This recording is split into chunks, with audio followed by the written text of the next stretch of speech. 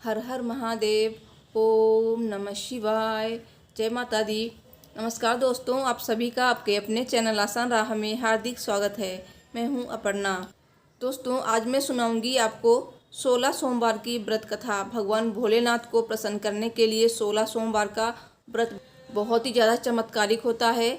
इस व्रत को रखने से मनोवांछित फलों की प्राप्ति होती है। दोस्तों, सोमवार व्रत 3 तरह से रखे जाते हैं, जैसे कि 16 सोमवार व्रत, वार्षिक सोमवार व्रत, सावन सोमवार व्रत और भगवान भोलेनाथ को प्रसन्न करने के लिए प्रदोष व्रत भी रखा जाता है। तो इन सभी व्रतों की कथाएं अलग होती हैं और पूजा विधि एक जैसी ही होती है, क्योंकि 16 सोमवार व्रत में भी पूजा शाम के टाइम की जाती है प्रदोष काल में, और प्रदोष व्रत में भी पूजा प्रदोष काल में की जाती है। सावन के सोमवार व्रत में पूजा आप सुबह भी कर सकते हैं और शाम को भी कर सकते हैं। वैसे तो सोमवार के व्रत में पूजा सुबह और शाम दोनों टाइम की जाती है।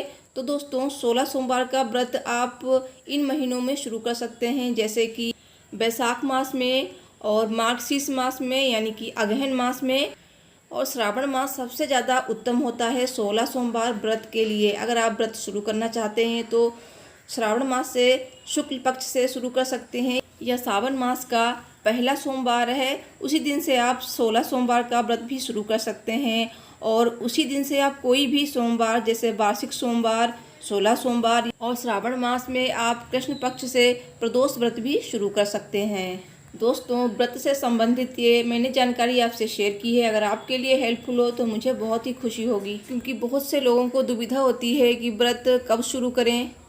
तो चलिए वीडियो शुरू करते हैं। इससे पहले आपसे एक रिक्वेस्ट है, अगर अभी तक आपने मेरे चैनल को सब्सक्राइब नहीं किया है तो प्लीज़ सब्सक्राइब कीजिए, साथ ही बेल बटन को ज़रूर प्रेस करें और कमेंट में हर हर महादेव जी अवश्य लिखिएगा। भगवान भोलेनाथ आपकी सभी मनोकामनाएं पूर्ण करें। तो चलिए दोस्तों, वीडियो शुरू करते हैं। बोलिए भगवान भोलेनाथ की जय, बोलिए शिव परिवार की जय। 16 सोमवार की व्रत कथा इस प्रकार है। एक समय श्री महादेव जी पार्वती जी के साथ भ्रमण करते हुए मृतलोक में अमरावती नगरी में आए। वहां राजा ने सुंदर शिव मंदिर बनवाया, जो कि अत्यंत भव्य एवं रमणीय था, मन को शांति पहुंचाने वाला था। भ्रमण करते समय शिव पार्वती जी भी वहीं पर ठहर गए। पार्वती जी ने कहा, हे नाथ, आओ आज चौसर खेलें। तो खेल प्रारंभ हुआ। शिव जी ने कहा कि मैं जीतूंगा। इस प्रकार उनकी आपस में वार्तालाप होने लगी। उस समय पुजारी जी पूजा करने को आए। पार्वती जी ने पूछा, पुजारी जी बताइए, जीत किसकी होगी? पुजारी जी बोले, इस खेल में महादेव जी के समान कोई दूसरा पारंगत नहीं हो सकता है, इसलिए महादेव जी ही ये बाजी जीतेंगे। परंतु हुआ उल्टा, जीत पार्वती जी की हुई। अतः पार्वती जी ने पुजारी जी को कोढ़ी होने का श्राप दे दिया कि तूने मिथ्या भाषण किया। पुजारी जी कोढ़ी हो गए। शिव जी पार्वती जी भी वापस चले गए। कुछ समय पश्चात अप्सराएं पूजा करने आईं। अप्सराओं ने पुजारी जी से पूछा कोढ़ी होने का कारण। पुजारी जी ने सभी बातें बतला दी। अप्सराएं कहने लगीं, पुजारी जी आप 16 सोमवार का व्रत करें और शिव जी प्रसन्न होकर आपका हर संकट दूर करेंगे। पुजारी जी ने अप्सराओं से व्रत की विधि पूछी। अप्सराओं ने व्रत करने और व्रत के उद्यापन करने की संपूर्ण विधि बता दी। पुजारी ने विधिपूर्वक श्रद्धा भाव से व्रत प्रारंभ किया और अंत में व्रत का उद्यापन भी किया। व्रत के प्रभाव से पुजारी जी रोग मुक्त हो गए। कुछ दिनों बाद शंकर जी पार्वती जी पुनः उस मंदिर में आए। तो पुजारी जी को रोग मुक्त देखकर पार्वती जी ने पूछा, मेरे दिए हुए श्राप से मुक्ति पाने का तुमने कौन सा उपाय किया? पुजारी जी ने कहा, हे माता, अप्सराओं द्वारा बताए गए 16 सोमवार के व्रत करने से मेरा यह कष्ट दूर हुआ है। पार्वती जी ने भी 16 सोमवार का व्रत किया, जिससे उनके रूठे हुए कार्तिकेय जी भी अपनी माता से प्रसन्न होकर आज्ञाकारी हुए। कार्तिकेय जी ने भी पूछा, हे माता, क्या कारण है कि मेरा मन सदा आपके चरणों में लगा रहता है? पार्वती जी ने कार्तिकेय को 16 सोमवार के व्रत का महात्म्य बताया तथा विधि भी बताई। तब कार्तिकेय जी ने भी इस व्रत को किया तो उनका बिछड़ा हुआ मित्र मिला। अब मित्र ने भी इस व्रत को अपने विवाह होने की इच्छा से किया। फलतः वो विदेश गया। वहाँ के राजा की कन्या का स्वयंवर था। राजा ने प्रण किया कि हथनी जिस व्यक्ति के गले में वरमाला डाल देगी, उसी के साथ राजकुमारी का विवाह करूँगा। ये ब्राह्मण मित्र भी स्वयंवर देखने की इच्छा से वहाँ एक ओर जाकर बैठ गया। हथनी ने माला इसी ब्राह्मण के गले में पहनाई तो राजा ने बड़ी धूमधाम से अपनी राजकुमारी का विवाह उसके साथ कर दिया। तत्पश्चात दोनों सुखपूर्वक रहने लगे। एक दिन राजकन्या ने पूछा, हे नाथ, आपने कौन सा पुण्य किया है जिससे हथनी ने आपके गले में वरमाला पहनाई? ब्राह्मण पति ने कहा, मैंने कार्तिकेय जी द्वारा बताए अनुसार 16 सोमवार का व्रत पूर्ण विधि विधान सहित श्रद्धा भक्ति से किया, जिसके फलस्वरूप मुझे तुम्हारे जैसी सौभाग्यशाली पत्नी मिली। अब तो राजकन्या ने भी सत्य पुत्र प्राप्ति के लिए व्रत किया और सर्वगुण संपन्न पुत्र प्राप्त किया।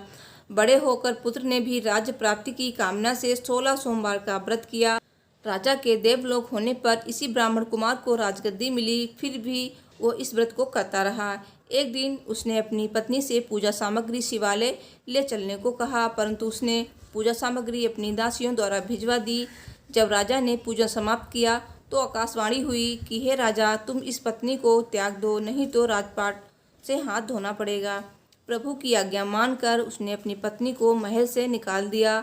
तब वो अपने भाग्य को कोसती हुई एक बुढ़िया के पास गई और अपना दुखड़ा सुनाया तथा बुढ़िया को बताया कि मैं पूजन सामग्री राजा के कहे अनुसार शिवालय में नहीं ले गई और राजा ने मुझे निकाल दिया। बुढ़िया ने कहा, तुझे मेरा काम करना पड़ेगा। तो उसने स्वीकार कर लिया। तब बुढ़िया ने सूत की गठरी उसके सिर पर रखी और बाजार भेज दिया। रास्ते में आंधी आई तो सिर पर रखी हुई गठरी उड़ गई। बुढ़िया ने डांट कर उसे भगा दिया। वहाँ से वो तेली के यहाँ पहुँची तो उसके सब माट चटक गए। उसने भी निकाल दिया। पानी पीने नदी पर पहुँची तो नदी सूख गई। सरोवर पर पहुँची तो हाथ स्पर्श करते ही जल में कीड़े पड़ गए। उसी जल को पीकर आराम करने जिस पेड़ के नीचे जाती वही सूख जाता। वन और सरोवर की ये दशा देखकर ग्वाले इसे मंदिर के गुसाई के पास ले गए। ये देखकर गुसाई जी समझ गए ये कुलीन अबला आपत्ति की मारी हुई है। धैर्य बंधाते हुए बोले, बेटी तू मेरे यहाँ पर रहे, किसी बात की चिंता मत कर। रानी आश्रम में रहने लगी, परंतु जिस वस्तु से उसका हाथ लग जाए उसी में कीड़े पड़ जाएं। दुखी होकर गुसाई जी ने पूछा, बेटी किस देव के प्रति अपराध से तेरी ये दशा हुई है? रानी ने बताया, मैं पति की आज्ञा का उल्लंघन कर महादेव जी के पूजन को नहीं गई। गुसाई जी ने शिव जी से प्रार्थना की। गुसाई जी बोले, बेटी तुम 16 सोमवार का व्रत करो। रानी ने सभी व्रत पूर्ण किए। व्रत के प्रभाव से राजा को रानी की याद आई और दूतों को उसकी खोज करने भेजा। आश्रम में रानी को देख दूतों ने आकर राजा को रानी का पता बताया। राजा ने जाकर गुसाई जी से कहा, महाराज ये मेरी पत्नी है। शिव जी के रुष्ट होने से मैंने इसका परित्याग किया था। अब शिव जी की कृपा से मैं इसे लेने आया हूँ, कृपया इसे जाने की आज्ञा दें। गुसाई जी ने आज्ञा दे दी। राजा रानी नगर में आए। नगरवासियों ने नगर सजाया, बाजे बजने लगे, मंगलोच्चार हुआ।